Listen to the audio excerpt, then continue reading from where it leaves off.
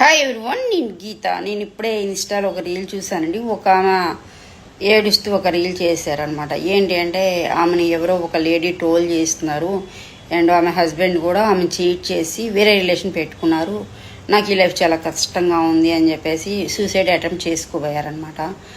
But నాకు ఆ reel చూసి చాలా కష్టంగా బాధగా అనిపించింది. ఆమెను చూసి కూడా కదండి, ఆమె పిల్లల్ని అనమాట, 2 చిన్న పిల్లలు ఉన్నారు. అసలు ఆ పిల్లల్ని చూసి ఆమె ఎలా అలాంటి డెసిషన్ తీసుకోవాలనుకుంది, అదైతే చాలా రాంగ్.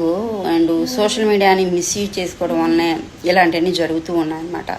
సోషల్ మీడియాని మంచిగా తీసుకున్నారనుకోండి, సోషల్ మీడియాలో వచ్చే నేమ్ కానివ్వండి, ఫేమ్ కానివ్వండి, మనీ కానివ్వండి ఎక్కడా ఉండవు. బట్ దాన్ని మిస్యూజ్ చేసుకోవడం వలన అంటే ఎక్కువ ఓవర్ ఫ్రెండ్షిప్లు, ఓవర్ రిలేషన్షిప్లు, అందరిని నమ్మటము, ఇలాంటివి చేయటం వల్ల ఇలాంటివన్నీ చూడాల్సి వస్తుంది. సో వచ్చామా వెళ్ళామా పని చూసుకున్నామా అన్నట్టు ఉండాలి, కానీ ఇలాంటివన్నీ పెట్టుకుంటే ఇలాంటివే జరుగుతూ ఉంటాయి. ఏదేమైనా కూడా ఆమె తీసుకునే డెసిషన్ అయితే చాలా రాంగ్ అనమాట. పిల్లల కోసమైనా ఆలోచించాలి కదా. ఎవరికి కష్టాలు లేవండి, ఎవరికి బాధలు లేవు.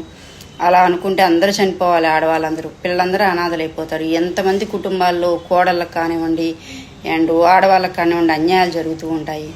బట్ అత్తింటి కుటుంబాలు అన్యాయాలు చేస్తున్నాయి, ఇంత నష్టం చేస్తున్నారని చెప్పేసి ఆ కోడలు చనిపోయింది అనుకోండి, ఆ పిల్లల పరిస్థితి ఏంటి? అలా కాదు, కర్మ అనేది ఒకటి ఉంటుంది, దాన్ని అందరం నమ్ముతారనమాట. దానికే వదిలేద్దాం, అంతేగాని ఇలాంటి నిర్ణయాలు ఎవరు తీసుకోకండి. మీరు తీసుకుందైతే చాలా రాంగ్ అనమాట. ఆ పిల్లల ఫేస్ చూడండి, చాలా చిన్న పిల్లలు, చాలా బాధగా ఉందన్నమాట. బట్ ఇంకోటి గుర్తుపెట్టుకోవాల్సింది ఏంటంటే, సోషల్ మీడియాలో శాశ్వత శత్రువులు, శాశ్వత మిత్రులు అంటే ఎవరు ఉండరండి.